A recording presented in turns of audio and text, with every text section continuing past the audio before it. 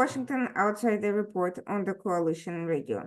For those newly joining the program, my name is Irina Zuckerman, and I'm the editor-in-chief of the Washington Outsider. With us today, we have Eldaniz Gusseinov. He's a foreign policy analyst with a focus on Central Asia, and we'll be discussing today an interesting issue, the connections between Middle East and South and Central Asia, in particular, two interesting projects that may be escaping the mainstream news in the United States and Europe, but are certainly worth following and watching closely. They are likely to have major geopolitical and economic impact in the near future if they are successful. Eldaniz, thank you so much for joining us today. Could you tell us a little bit about yourself, your background, what you are doing professional, and where you're based? Thank you, Irina, for inviting me to be here. My name is Eldaniz Gusseinov. I work as a non-resident research fellow at Haydar Aliyev Center for Eurasian Studies at the Ibn Khaldun University in Istanbul. And I try to engage myself with such issues as cooperation between the European Union and Central Asian countries, foreign policy of Central Asian states, like Kazakhstan, for instance. I was born in Kazakhstan, in Aktau, on the seashore of the Caspian Sea. So I actually try to explain different dynamics in the foreign policy of Central Asian countries. So what made you decide to look into an issue connecting Middle East and some of the developments that we'll get to in a moment in South Asia? What makes them important, and how did you come across them? I think we should take into account, when we speak about Central Asia, we speak mainly about great power politics or great power games, let's say, comparing like different actions which will be taken by Russia and China just to expand the open presence in the region. Sometimes some scholars try also to analyze the US foreign policy in Central Asia and also the foreign policy of the European Union. So I think we should also take into account the region of Greater Eurasia, including Central Asia, South Asia, and also the Persian Gulf countries, and also Iran and the Caucasus. So currently, there are two projects are being implemented to strengthen ties between this region. I speak now about South Asia, Central Asia, and also Gulf, Persian Gulf countries. These two projects are North-South Transport Corridor through Iranian ports, which actually connects Central Asia via the territory of Iran with India. And also the second project is the Trans-Afghan Railway, which opens access to Pakistani ports. I mean, for Central Asian countries, just to get access to Persian Gulf countries. So let's talk about each of these cases a little bit and why they're important and whose interests are at stake the most. I think we have here such a complex interplay of interests of different countries, like India, Iran. They have now one coalition trying to cooperate together to strengthen the connection with Central Asian countries. And India is now interested to expand its economic presence in Central Asia, and also maybe somehow to compete with China, with growing Chinese economic presence in the region. And on the other side, we have actually Persian Gulf countries like United Arab Emirates and Qatar, which are interested to support the Trans-Afghan Railway to connect Central Asia with Pakistan. And as you know, there are some issues between India and Pakistan, so that India tries to somehow bypass the territory of Pakistan just to get access to Central Asian market. So we have here two coalitions. The first coalition is the Gulf countries and Pakistan, which are Gulf countries are interested to support Pakistani ports like Gwadar. So you know that there are two main ports in Pakistan, Gwadar and Karachi. But Pakistan is too heavily dependent on Karachi port. That's why they try to attract some investments for Gwadar port. And another coalition is between India and Iran. You know that India and Iran signed an agreement so that actually 10 years agreement for India to develop and operate Iran's port Chabahar. So India can use this port, and after that, North South Corridor to actually deliver Indian goods to Central Asian countries.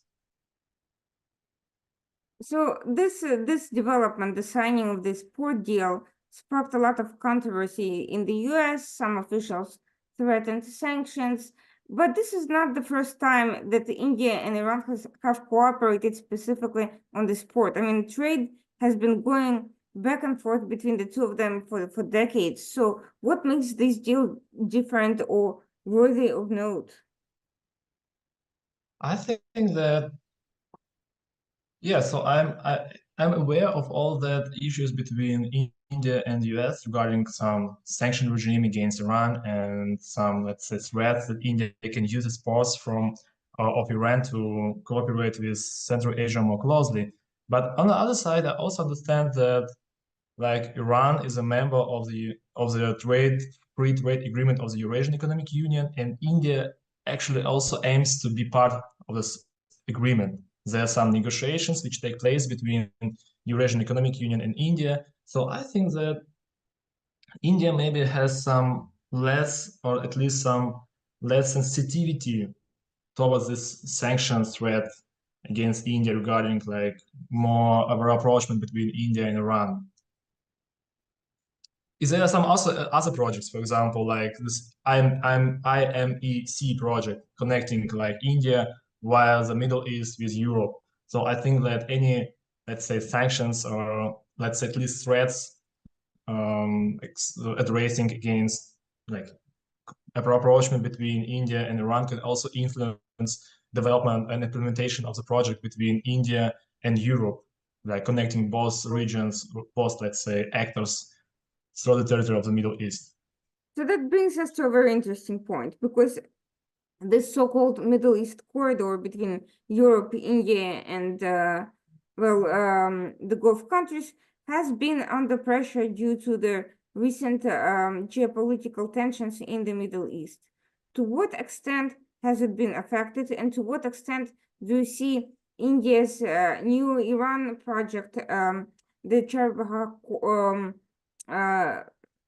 port endeavor, as an alternative to its own economic interest while that situation is getting resolved?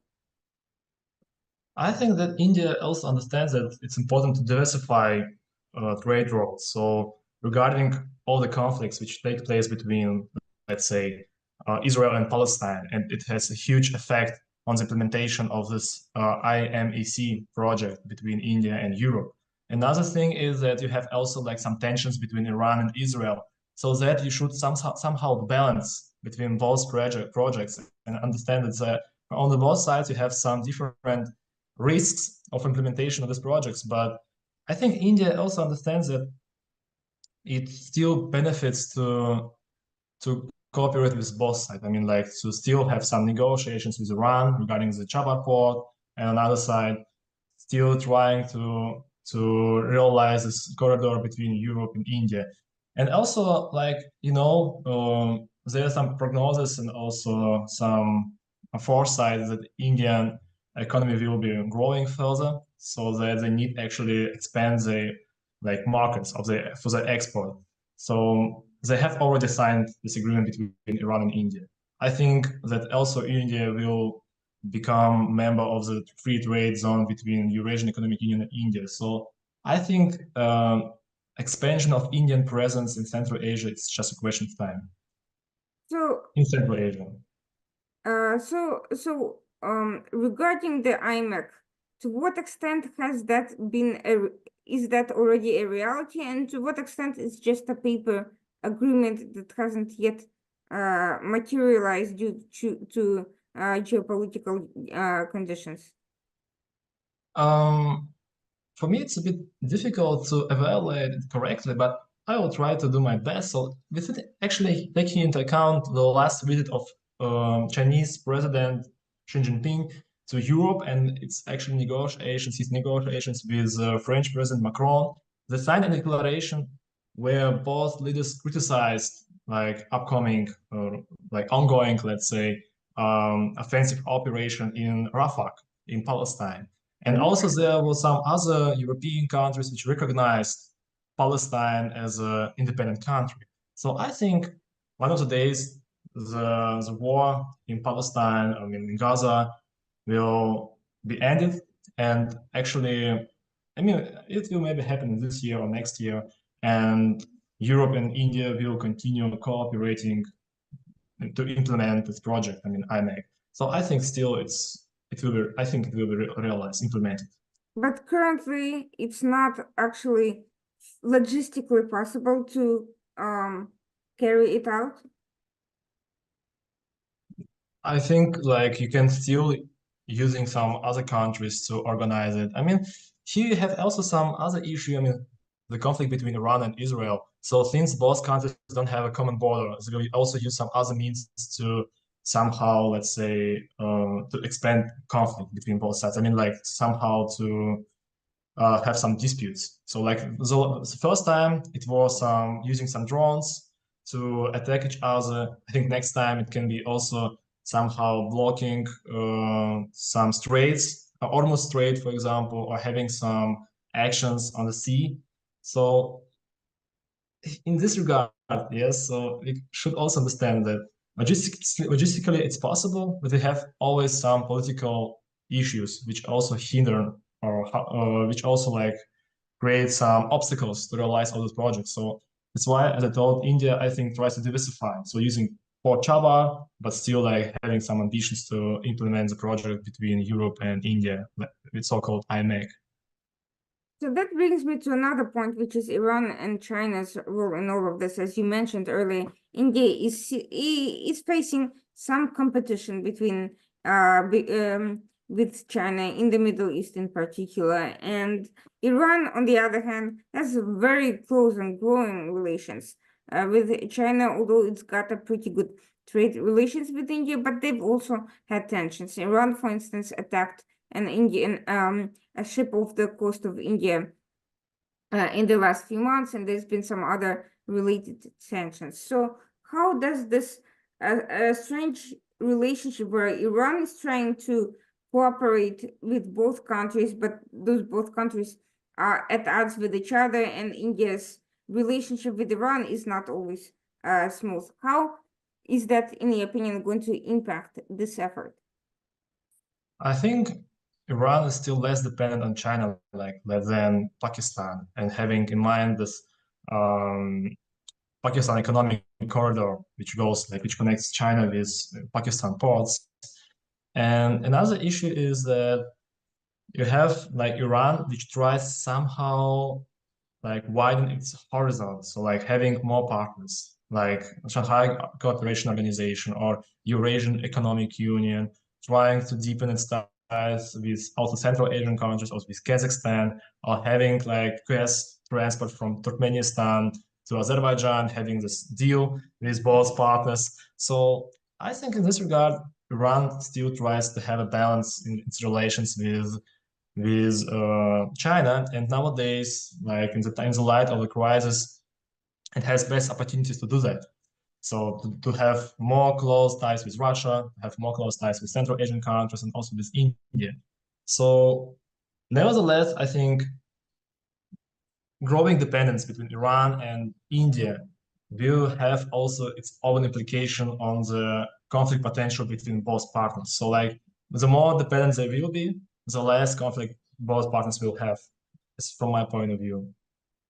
And I think that Central Asia is still here such a game changer, like this, which I describe as competition for implementation of different transport corridors plays here a huge role to deepen ties between Iran and India. Without that, I think maybe further conflicts would persist. So that brings me to another point, and you're making very interesting points about regional diplomacy, but I'll get to that. I actually wanted to go back to what you mentioned about the Eurasian Economic Union and India's potentially expanding role and a potential free trade with that. To what extent do you think such a development would disrupt the current geopolitical influences we are seeing in Central Asia? And to what extent would it be complementary or just focused on entirely different issues from the current set of actors? Russia, in terms of particularly, mining interests, sanctions, evasion, China, infrastructural and economic development, of course, Turkey on a more cultural level? I think it actually depends on different countries. So we have only two Central Asian countries in the Eurasian Economic Union. These are Kazakhstan and Kyrgyzstan. And if we try, for example, to consider Kazakhstan's less developments in Kazakh foreign policy. So there was a visit of Kazakh president to Singapore. And before that, last year, there was a visit of Kazakh president to Vietnam. And Kazakhstan also expects a visit of Serbian President Vučić to Kazakhstan. So it shows actually all these three countries, Vietnam, Singapore, and Serbia, are members of the Eurasian Economic Free Trade Zone. It shows that actually for Kazakhstan, it's a priority to expand its own foreign ties within the Eurasian Economic Union. So the main idea to create this organization was in 2010, since China actually before that could expand its own trade presence in Central Asia, like having cheap prices thanks to cheap labor, exporting a lot of goods to Central Asia, and that's why Kazakhstan and Kyrgyzstan, mainly Kazakhstan, initiated to create this union just to balance Chinese presence in the region. Now you have to promote its foreign policy, Kazakhstan has some restrictions because you have some customs for non-members of the Eurasian Economic Union. That's why it's more difficult for them to get access to Kazakhstan's and Kyrgyzstan's market. That's why you should actually, main interest of Kazakhstan to expand foreign ties of the Eurasian Economic Union with other foreign actors like India, Iran, also United Arab Emirates, which also has now some negotiations with Eurasian Economic Union. The same you have now here Mongolia. Last time during the last summit, it was announced that Eurasian Economic Union will start some negotiations with Mongolia regarding its membership of Mongolia in the free trade zone of the Eurasian Economic Union. So Kazakhstan and Kyrgyzstan both interested in the membership of India in Eurasian Economic Union. The other thing is that it will also help to Central Asian countries to promote its multi-vector foreign policy, just balancing presence of China and Russia. Since after the outbreak of the war in Ukraine, Russia could actually expand its presence in Kazakhstan, for instance, and also in all other Central Asian countries. For instance, each second foreign company in Kazakhstan belongs to citizens of Russian Federation. So this was a normally huge growth of the number of Russian enterprises in Kazakhstan, and also a huge growth of Russian different investment projects in Kazakhstan and all other Central Asian countries. So presence of India and having different trade routes to connect India with Central Asia will also help Central Asian countries to balance the influence of different foreign actors. So India has actually some also disputes with China and also with Pakistan. That's why it's a huge restriction for India to cooperate further with Central Asian country. That's why actually India wants to expand exporting different own goods production to Central Asian countries. And I think when it comes to sanctions, I see here I don't see any threats for sanction imposing against Central Asia or India for deepening ties. So I don't think that it will be somehow used to bypass the sanction regime. So here's my question, because you've mentioned, of course, the Shanghai Cooperation Organization, which has an upcoming summit. You have mentioned the Eurasian Economic Unit, and of course, there's BRICS. So looking at these three organizations that are kind of focusing on the expanding roles of not only Russia and China, but Eurasian countries and to less extent Southeast Asian countries. How do they relate to one another? Which one do you see as playing the most important role in global affairs? And to what extent do you see Central Asia in general becoming more of a globalized union of countries, or if there are any particular individual countries that are likely to play a more global role? I think that Kazakhstan, at least after inviting like foreign ministers of Armenia and Azerbaijan, has some intentions to play a more proactive role in Eurasian affairs. Like if you compare like actions of Central Asian leaders after the outbreak of the war in Ukraine, you can see that they try somehow diversify and expand their own like foreign ties with other countries, like the same as India or like Gulf states, let's say China and so on. So I think that Russia still has a huge role in Central Asia, despite of the fact that some authors argue that Russian influence and presence is waning. I don't think so, that actually Russia is losing its influence in Central Asia. I think controversially, like Russia could actually enhance and also like increase its presence in the region thanks to sanction regime. Like both economics of Central Asia and Russia became more dependent between each other because some goods from the European Union will be delivered to Central Asian countries, and after that they will be delivered to Russia. So you have here some particular algorithm of cooperation between Russia and Central Asia. So now like Russia tries to build some storages on the territory of Central Asian countries just to have like any access to have such opportunity, yes, to import European goods via the territory of Central Asian countries. Another thing, we have also China, and if we compare speeches of Chinese president during the first and the last China Central Asia summit, he was speaking mainly about security and actually logistics. So you have here such an interesting issue, like China is interesting to preserve security in Central Asia countries, but China is less involved in all these issues in comparison to Russia.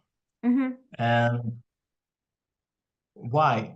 Why, for example, China continues to support infrastructure projects in Central Asia countries, like despite of the fact that the European Union also like at least promised to invest in different also infrastructure projects in the region, and also transport corridors, the middle corridor, support further financially the middle corridor.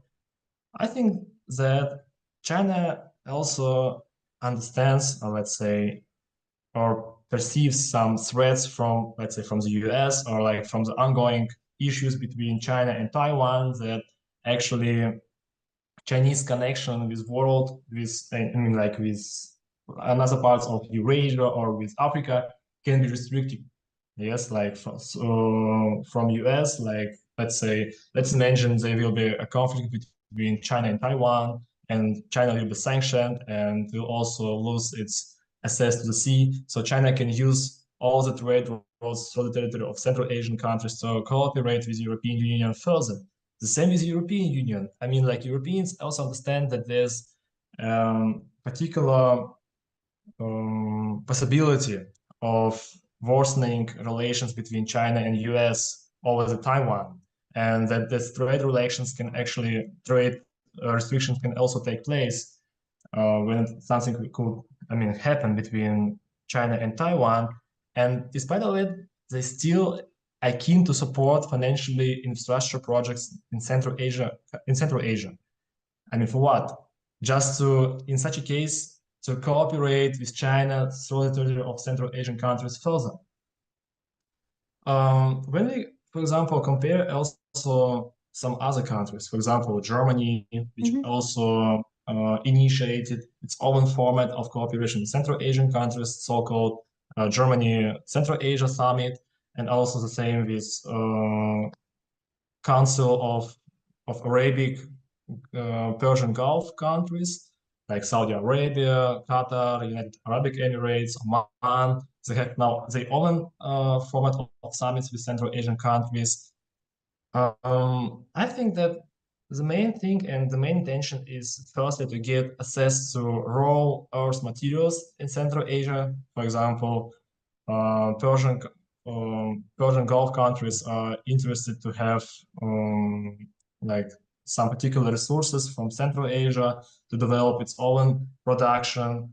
And there was just recently there was a meeting between foreign ministers of the Gulf countries. I mean, like of the Council of Arabic Gulf countries and Central Asian countries. There was like so-called strategic dialogue, and they signed a joint declaration, let's say statement of the second ministerial meeting between both regions. And it was underlined that Gulf countries have a demand for rare earth metals from Central Asian countries, especially like in the United Arab Emirates. The market for these metals is growing significantly with a diverse range of applications, from glass to and ceramics to catalysts and phosphors. And similarly, Qatar, like let's say, is seeing increased demand across also various applications, including magnets, metallurgy, and polishing, which are critical for developing the industry and technology sector. The same with Germany. If you like read the joint statement which was signed by all members of the summit, and by Germany and Central Asian countries, the first priority of cooperation was also resources of Central Asian countries, which should be exported or to Germany, or even like extracted by German companies in the region. So I think when it comes to Central Asia, again, firstly, it's all about getting access to resources of the region. Secondly, it's more about to expand its open economic presence and to compete with other foreign actors to keep its open presence. I mean, like China can also compete with the European Union when it comes to implementation of different transport corridors in the region. The same, like Gulf countries, Japan, also an important actor here. And also European Union can also somehow maybe compete between each other to get access to different rare earth metals in the region. But getting back to an earlier part of the question about the three organizations that are playing this sort of a trade, economic role, Shanghai Cooperation Organization, the Eurasian Economic Union, and BRICS, which sort of to some extent also intersect with the security and defense ambitions of the member states. Which one do you see playing the greatest role? Which one, and how do they relate to each other at the current stage? Let me start with your second part of your question. So there's such a strategy which is called dovetailing effect in the foreign policy of Central Asian countries. So they try somehow to dovetail different integration projects in Central Asia to maybe decrease, let's say, one-sided influence of Russia and China in the region. So the main intention is to intersect interests of the main players in Central Asia countries to be less dependent either on China or on Russia.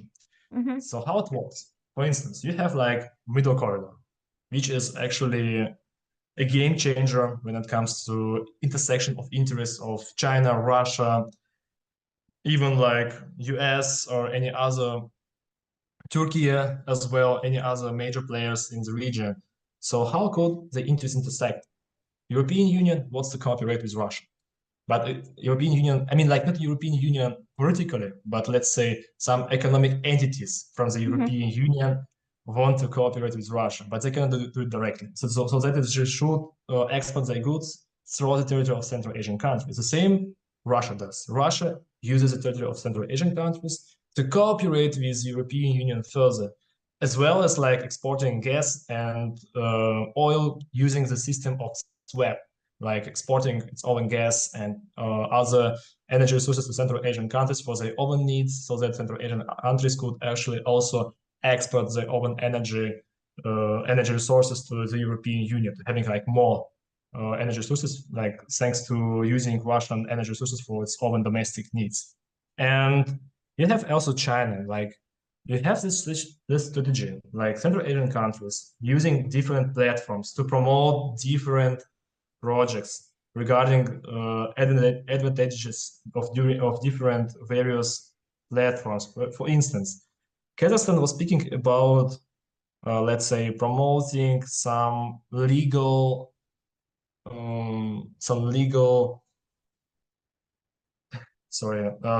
issues. Yes, to promoting not legal issues, but promoting some internet or, like, let's say, online custom services within the organization of Turkic states, so that actually a cargo like TIR is also a system which actually digitalize custom procedures, so that a cargo from, let's say, from Kazakhstan could cross the border with Azerbaijan faster, and also the border, like the border of the custom barriers, of to decrease some custom barriers when it comes to procedures of, like, checking some cargoes from Kazakhstan on the border between, let's say, Georgia and Turkey.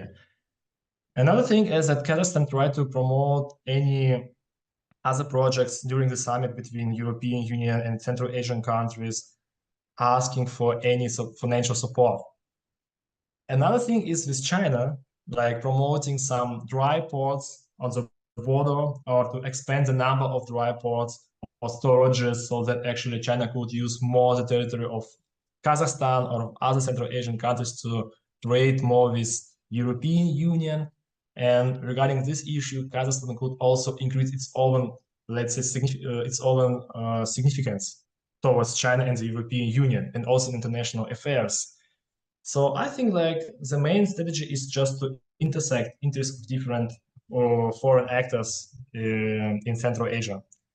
And so that actually Central Asian countries could also increase their own agency, like being more influential and promoting their own interests towards all these major players. Another issue is actually regarding your first part of your question about presence and also influence of different organizations like Eurasian Economic Union or Shanghai Cooperation Organization or BRICS.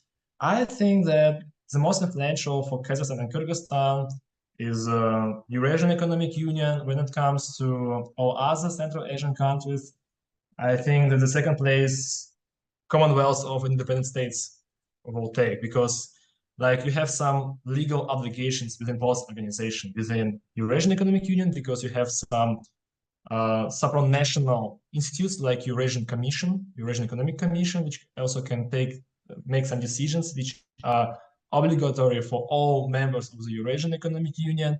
And another institution and organization like Commonwealth of Independent States has also its own legal obligations, like there's an agreement of free trade agreement free trade zone, and Uzbekistan and Tajikistan are members of this free trade zone within the Commonwealth of Independent States. Actually, as far as I know, to a particular extent, Ukraine and Moldova are also still members of this agreement. They haven't, like, left this agreement yet. Maybe we'll do that in the future. And I think the third priority, I mean, like, the third place,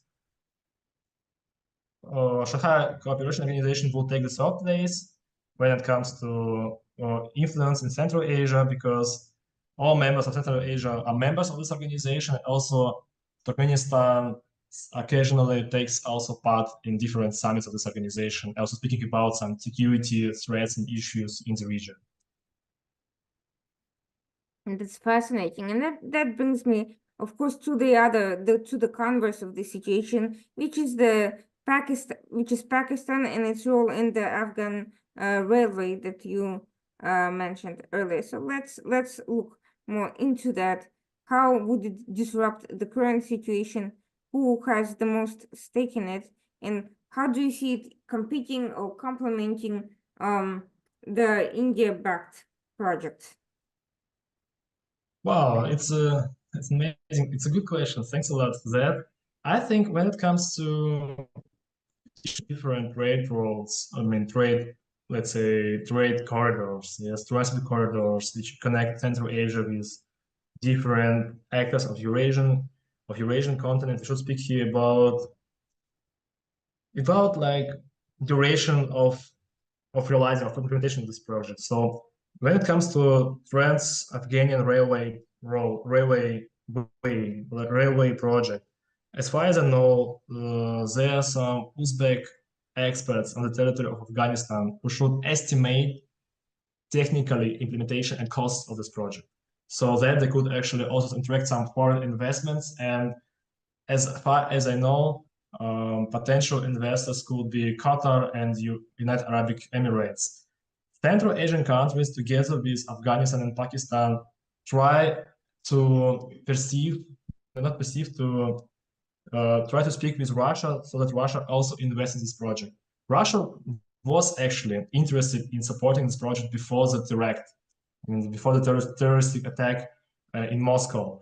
After that, I think relations between Russia and Afghanistan changed, and now we have some signs that Russia is less interested to support any trans-Afghan projects.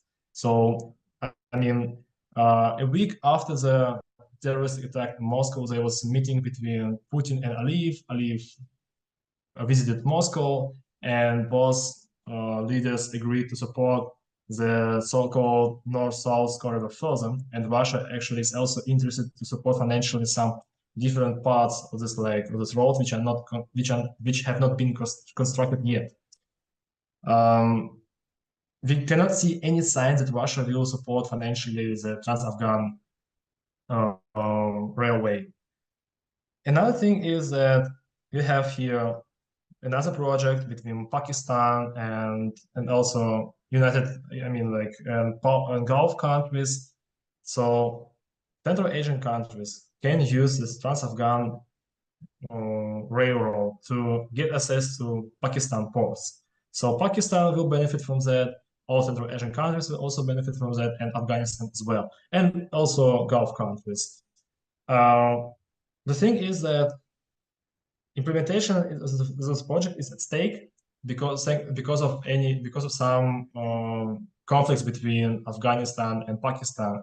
As far as I know, there are some issues that sometimes Afghan cargoes cannot cross the border between Afghanistan and Pakistan because sometimes Pakistani side closes the border between Afghanistan and Pakistan. So that actually Afghans have to reorient the trade road through the territory of Iran, and after that using Iranian ports to trade with, let's say, Gulf countries or also with India. So this issue is actually quite influential when it comes to the implementation of this project, and also some investors raise this question like, will Pakistan further somehow, let's say, restrict trade between Afghanistan and Pakistan, or somehow restrict access for cargoes coming from Central Asia or from Afghanistan to Pakistani ports.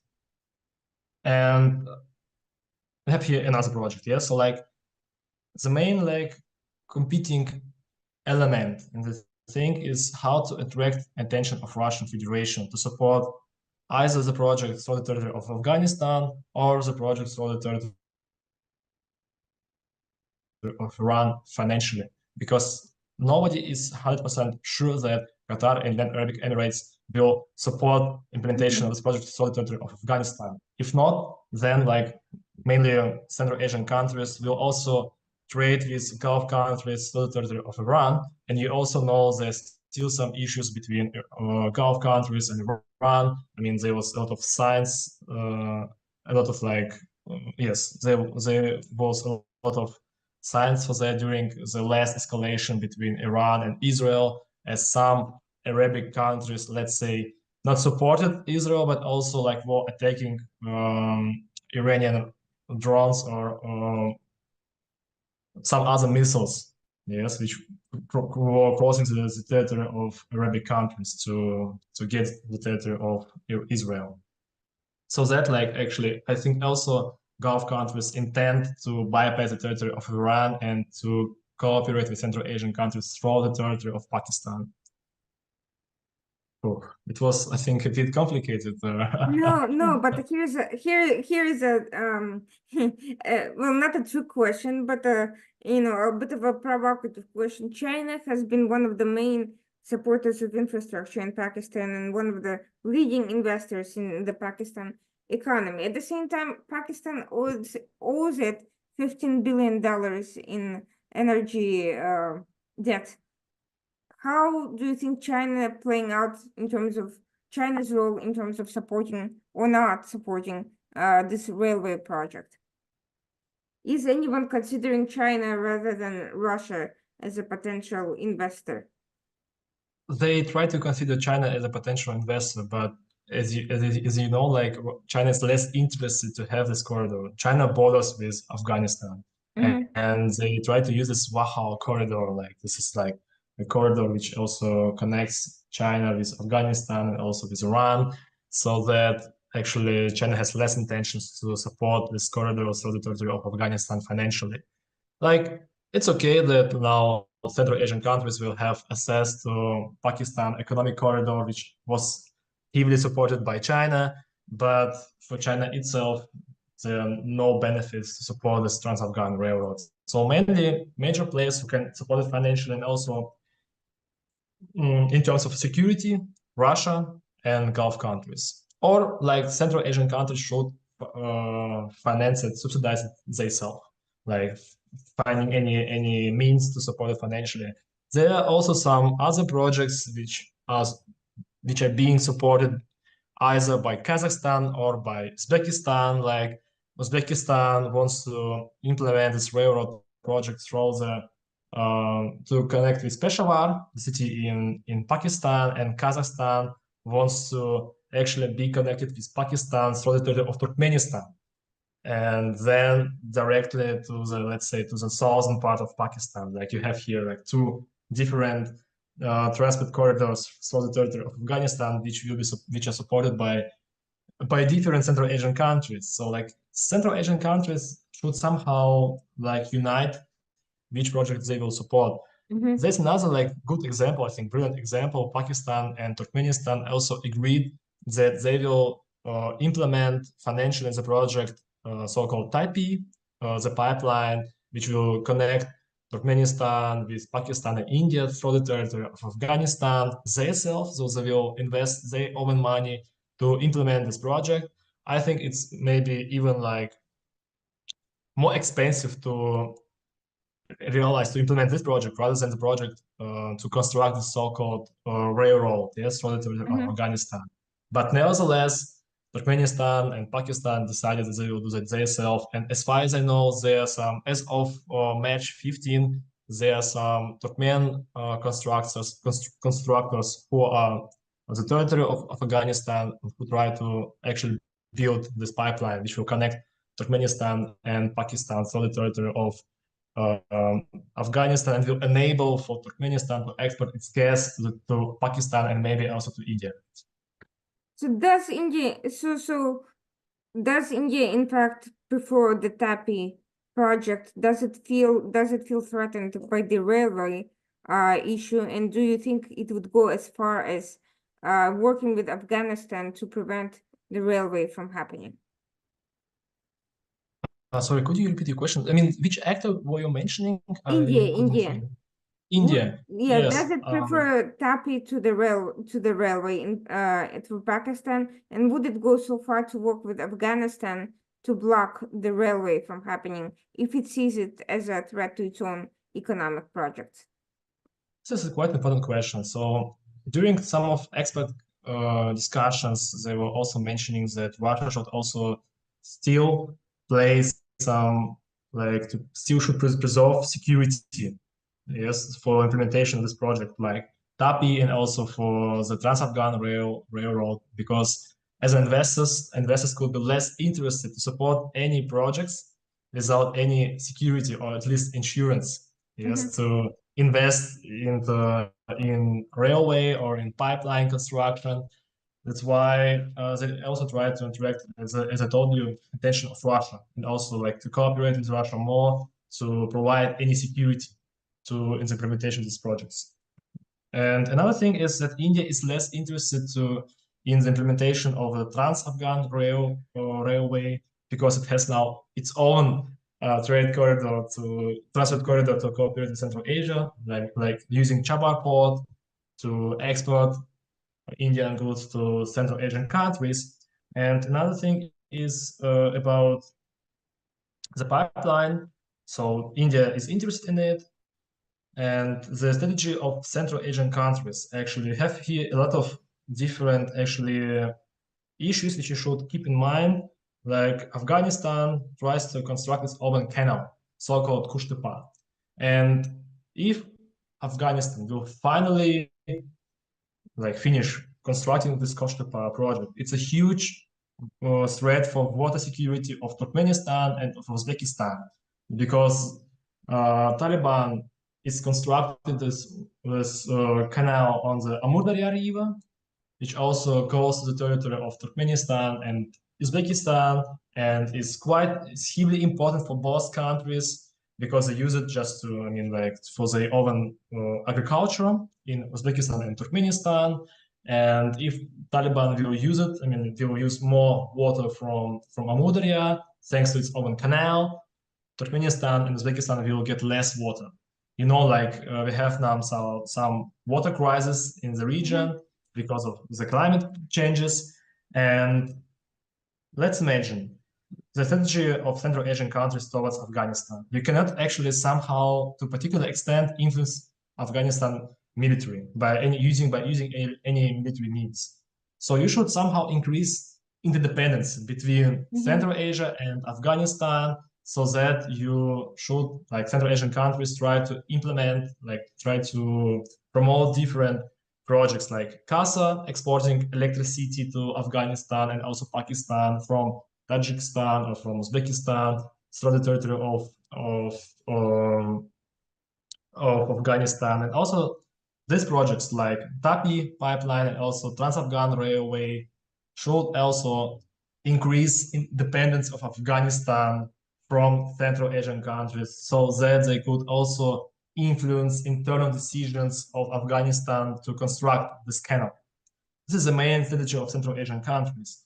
And the thing is that I think that Central Asian countries don't understand it correctly, that Afghanistan can also influence Central Asian countries by using these projects. So by closing the border or by closing the transit of Turkmen gas to Pakistan. But I think that Central Asian countries have here, in this sense, less options to influence somehow Afghanistan. That's why I think Uzbekistan also increased its cooperation with Kazakhstan in water management, just to use another river from which cross the territory of Uzbekistan and Kazakhstan, Sirdarya, so that actually Uzbekistan could somehow soften, to make these implications of the construction of Kushtepa project softer, if you understand me correctly. Yes, absolutely. But that also brings us to look at the big picture, which seems to me that right now India's projects seem to be meeting with somewhat fewer obstacles for the time being than the Pakistan railway project, which seems speculative due to the various competing interests and also proliferation of competing projects, all of which require funding. So we are also seeing that the Gulf states are trying to diversify their own interests, just as India and Pakistan are looking to create their own options. Qatar and UAE in particular are looking to have a diversity of logistical and transportation and economic pathways. But at the end of the day, despite cooperation on some of these general interests, these two countries are also competing with each other.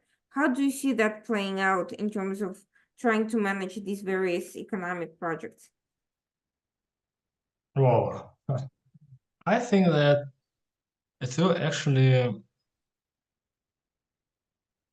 I think competition between these two blocks, let's say, between these two coalitions, India and Iran, and also Gulf countries and Pakistan, will take place into, let's say, not levels, but in two different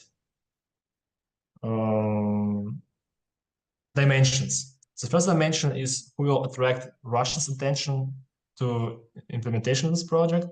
The second is about how fast will the sites implement this project. So like Central Asian countries will also like, if they understand that there's no support for the implementation of Trans-Afghan Railway, they'll just reorient their attention to the project Solidarity of Iran to be more connected with Gulf countries and with India through the Iranian ports. Controversially, if there are any issues will take place between Israel and Iran, Central Asian countries will also use more like ports of Pakistan just to cooperate more. The only thing is that you have less resources to implement both projects. And the same like Gulf countries and also like India understand that they should also somehow cooperate together to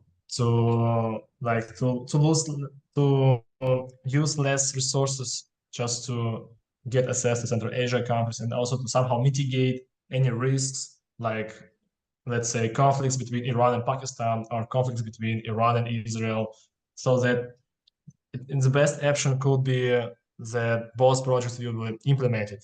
But I think that this will be not the issue. I think I could understand your first question correctly. I hope. Well, my other question was Qatar and UAE are competing with each other as well in terms of dominance over these projects. So how do you think that's playing out? As I told you, as I have already mentioned today, we don't know who will support. I mean, we don't know certainly who will support the implementation of the projects through the territory of Afghanistan. I mean, this railroad,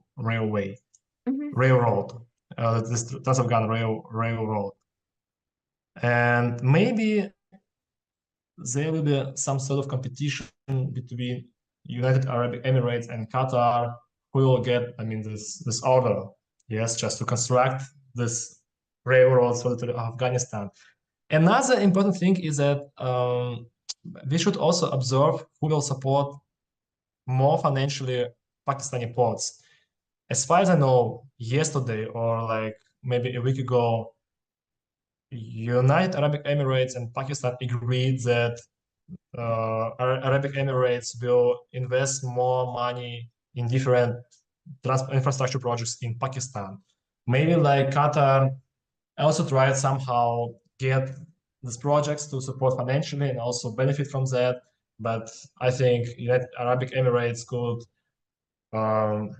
offer some better, let's say, conditions for Pakistan rather than Qatar did. So in the meantime, you also mentioned the north-south corridor that Azerbaijan and Russia are looking into. How does it play into this grand scheme of things? I think the faster the project will be implemented, I mean, like there's some parts of the north-south corridor which are not which haven't been constructed yet, but I also mentioned it. I have also already mentioned it. So the faster Azerbaijan, Russia, and Iran will address this issue, the faster India will become the member of the free trade zone of the Eurasian Economic Union. So Russia is significantly interested in the implementation of this project because now you have like the Baltic Sea, which is completely, let's say, is a NATO domestic sea since Sweden and Finland became members of the NATO. You have also the Black Sea, which is now at stake. I mean, like any cooperation of Russia with other countries is always at stake because of some risks, which Russia can mitigate, but nevertheless, you have the war in Ukraine and also NATO, let's say, planes which are trying to absorb any Russian ships, and have still the conflict, any potential conflict with NATO, which also will take place in the Black Sea, and also this strikes between Ukraine and Russia, which also take place in the Black Sea, so that you can also use it 100%. So the last option is the development of this project, of this north-south corridor, so the territory of Iran, to cooperate more closely with Gulf countries and with India. I think we should also pay attention to that. I mean, to the interest of Russia. Will Russia support the north-south corridor, or the Trans-Afghan Railway will depend on the relations between Gulf countries and Iran? Will Gulf countries agree to cooperate with Russia through the territory of Iran? If there any conflicts will take place, I think it will be fully okay. But if there any issues, if there will be any issues between Iran and Gulf countries will support the Trans-Afghan Railway to also cooperate with Russia. So the territory of Pakistan, then the territory of Afghanistan, Central Asia, and Russia. So it will fully depend on the development of the relations between Iran, Gulf countries, and Iran and India. It's such a complicated interplay between different countries in Eurasia. Well, that leads me to the final question to wrap it all up, which is we are seeing a proliferation of regional solutions to both political and economic concerns, tensions, and problems, none of which involve any real role by the United States at the forefront. All of these are very local-based initiatives. So to what extent, from the US foreign policy perspective, is Washington missing the boat by not really playing any significant supporting financial, political, or diplomatic role in these initiatives and developing stronger diplomatic outreach to these economic unions and blocs? I think that the US has already lost, this opportunity to join the boat in this interplay. So I think there are some different parameters to identify influence of external actors in Central Asia or in any other countries. It's called foreign bilateral index capacity. And according to that, US was actually more influential than China in Central Asia before 2006. After that, after the withdrawal of any American military bases from the territory of Central Asia countries, there was less attention from the US to the region. And also, I think we should acknowledge it. And also the summit between the US and Central Asia. I think it will not more take place this year or next year. It's just all about getting access to Central Asian raw earth materials. It was the only thing which actually US was interested in. It was actually underlined in all protocols, joint statements, agreements, even like during the summit between Central Asia and US, there was just a comment which was made by the president of the US. He also told that our first priority is a cooperation in extracting sources of Central Asian countries. How can US do that? Through the middle corridor. Why the US don't support implementation of the middle corridor financially? There was such a project which was called ERICEN. I don't remember full name of it, Economic Resilience Initiative, somehow like this, for Central Asian countries. And 2022, US actually promised to support logistic projects in Central Asia financially. Why the US didn't support these projects? I think because of risks that there will be even military issues between US and China over the Taiwan. So why should US support any alternative trade corridors for China, bypassing this, let's say, see boycott or restrictions for China, or even sanctions to cooperate with Central Asia or with Europe further? Another thing that I think, yes, regarding this issue, regarding that US is only interested to extract raw earth materials from metals from Central Asia to decrease its own dependence on China, which also now is quite dominant in extraction of raw earth metals.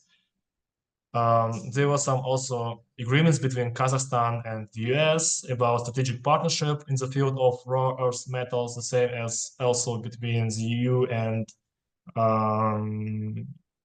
Kazakhstan. So against this backdrop, I see no reasons for the US to support any like infrastructure projects. Firstly, the main ambition or the main intention of the US is just to support, just to get access to resources of the region. Secondly, by supporting infrastructure in the region, US can also support Chinese, let's say, not sanctions, but any restrictions combination.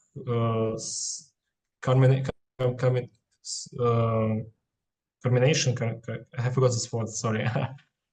This just sanction to bypass any trade restrictions for China by using also this enhanced trade routes to cooperate with Central Asia or with any other Eurasian countries.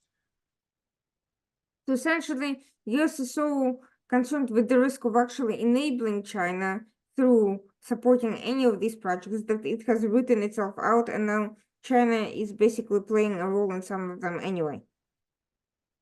Yes. But without the US.